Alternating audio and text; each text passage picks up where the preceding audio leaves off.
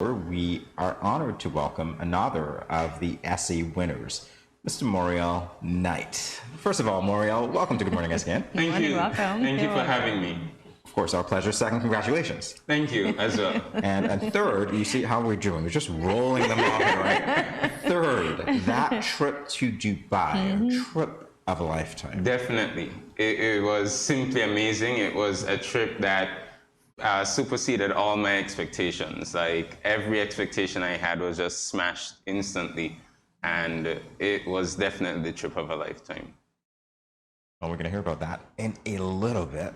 So prior to going to Dubai, I want to know, did you research what Dubai was about? Yes, growing up, I've always been interested in documentaries. So I would have seen documentaries on the Burj Khalifa and on the Palm Jumeirah, the islands that they're building out of palms. So I knew a bit about Dubai, but unfortunately, I didn't really do too much in-depth research on the Expo nor the city itself, because in the words of Ricardo, I wanted to be wowed, and I definitely was. Oh, okay. I can see that. You have a passport. We're going to get to that in a second, because we know what that passport means. For those of you who were paying attention when we conducted our interview with Ricardo, Ricardo said that that passport has significance. So we're going to get to that in a little bit. But before then, your road to Dubai, the writing of the essay, what motivated you to enter the competition? Well, I would definitely say wanting to travel. Having been stuck in St. Kitts for quite a bit because of COVID, I definitely wanted to spread my wings and get out, and the essay competition provided that opportunity. And in addition to that, as I said, being interested in Dubai, I really wanted to grab that opportunity to go to such a faraway place and experience the culture and experience what Dubai had to offer, and the Expo as well. I'm loving the flight analogy here. Cortensia, you can relate. He's spreading his wings. Spreading his wings, indeed. Spreading his wings, indeed. So what part of that trip stood out most to you? I would honestly have to say the Expo. The fact that in the middle of the desert, you could think of it as our cane fields, just barren land. You could build literally a city just to showcase all the countries of the world. That was definitely something that stood out to me. And another part was just realizing how fast Dubai has sprung up out of nothing. Well, not to say nothing, but sand. The fact that just a couple decades ago, it was just a barren desert, and now it's like this growing metropolis. And you could definitely see during the trip that they were like city skyscrapers, but then sand, unlike in the States where it's like all concrete jungle. It was like you could still see the spots of sparse deserts here and there, which was pretty interesting and showed me too how much St. Kitts could develop as well if we put our mind to it. That's interesting, because as you talk about that, I imagine a trip like that would expand your mind no matter what you read about the place before. Yes. So what can you tell us about the way that it did that?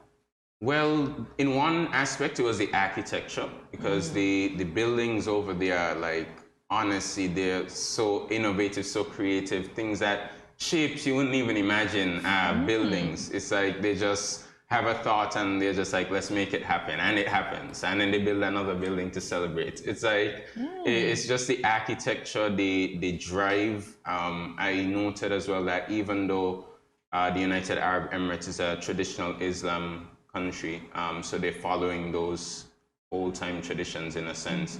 Dubai and the UAE is one of those countries that is progressive for women, so they encourage women to get into education, and even though they're sticking to their traditional ways, you could see the progressive nature of the society, and all of that really opened my eyes and my mind as well.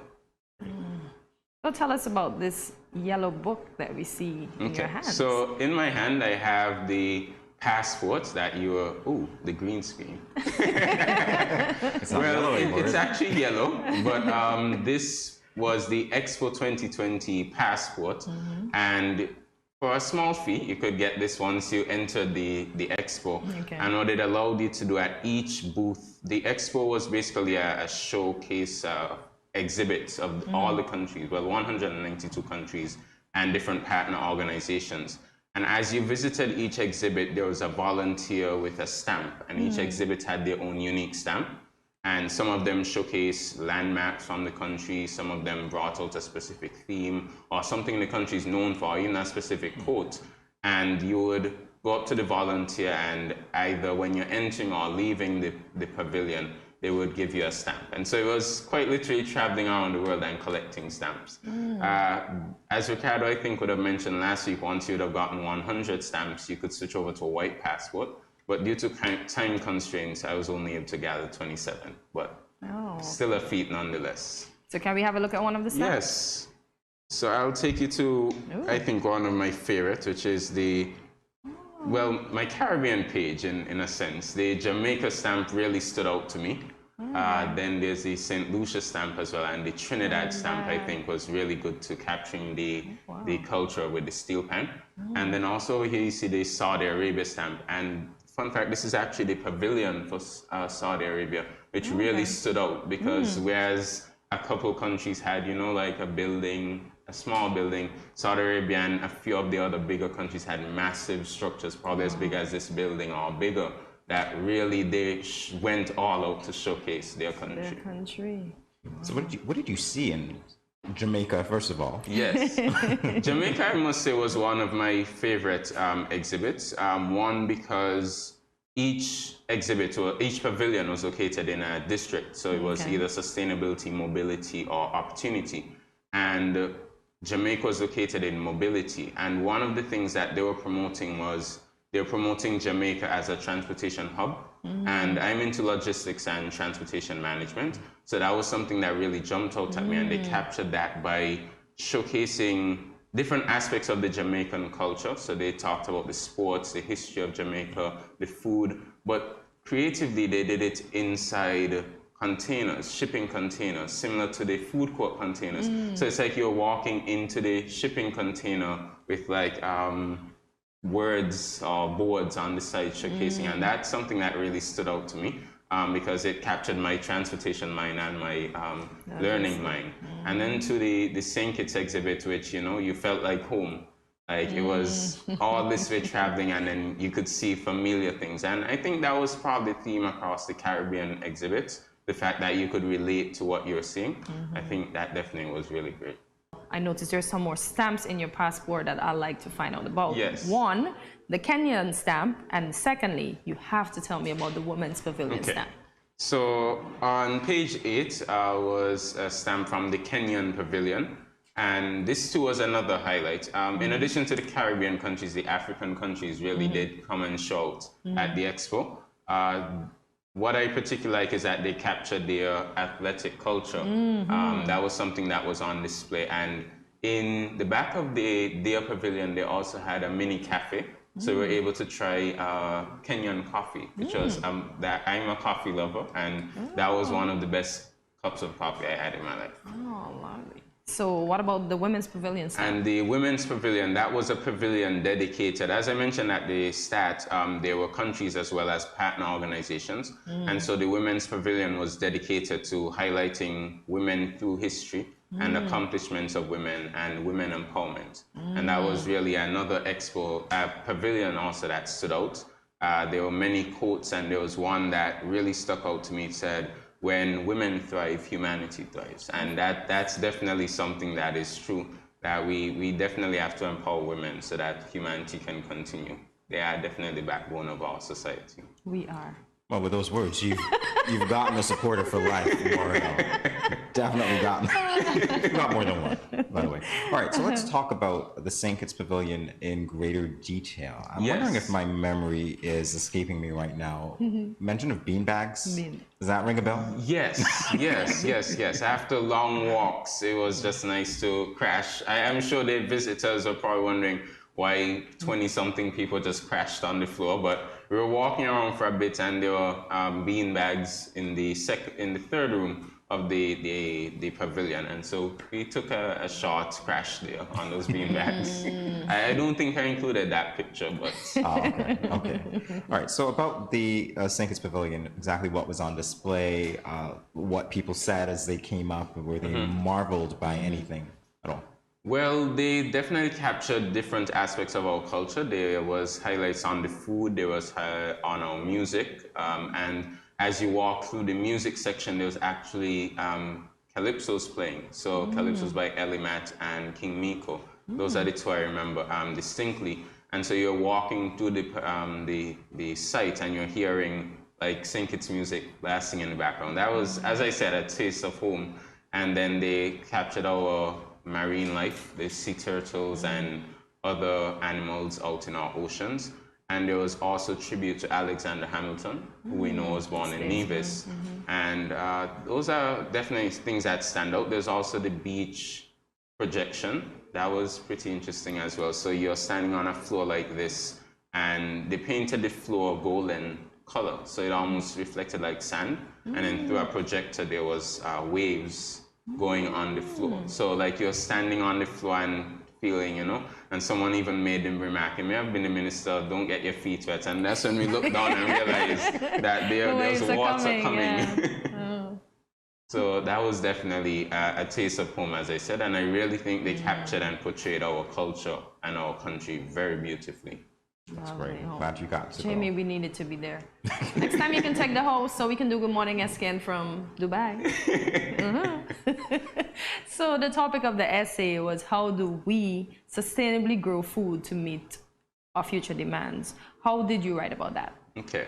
So the essay, as you know, was a necessity to go on the trip. And I think the topic was definitely something that perfectly captured a problem, a growing problem in our world, especially here in the Caribbean and small island developing states where we're so dependent on outside countries for our food.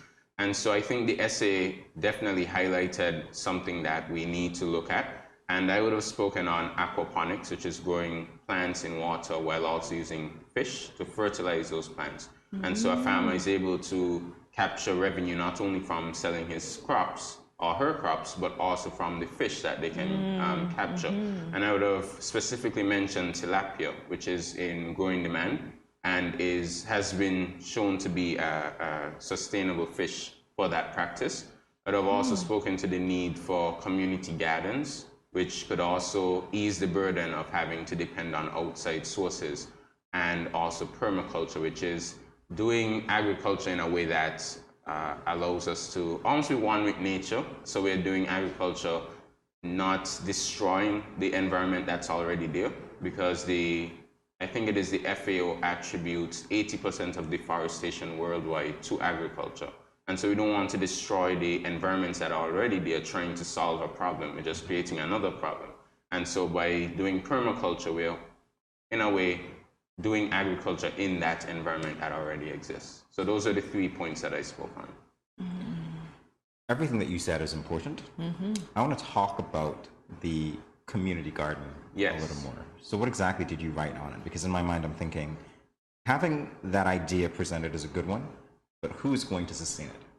Well, it would be up to us as citizens who want to be responsible and who want to see the long-term sustainability of our food security here in the Federation. And so we could start in the schools. There's a Ministry of Education garden.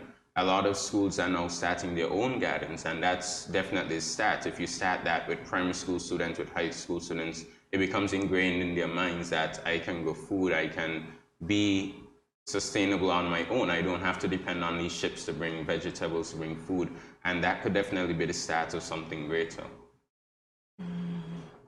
Parliamentarian in your future? Yes. I could see it. I could see it. Maybe 2032. I don't know. Thinking You the might next be Prime on a ticket. Minister. Exactly. The eloquence, the stand. Yeah. So let's talk about that. You're a youth parliamentarian. Yes, I am. Any transference of skills? Sorry? Any transference of skills here? Do you think it helped you in any way? I think so. The research skills definitely, and the written skills, because you know we have to write scripts, we have to research our material that we're going to speak on. Sometimes we speak on topics we probably knew nothing about, and so I think that kind of helped, because although I did agricultural science in first and second form, it's not really something I did after that. But I was able to do research, and from that research realize that this is really something important and something that we definitely need to pay attention to. I gotta say. How did you get into the youth parliament? Was it something you were interested in? Not initially, but I always tell people I first met upon it in 2017. There was the regional youth parliament held here in St. Kitts, and so our school went on a trip to that, and from there I kind of fell in love with it. All right, so in our final moments, and this conversation can go on for hours. Yes. But in our final moments, we want to know if you would encourage anyone to participate in the next competition. Yes. What would you say to them? I would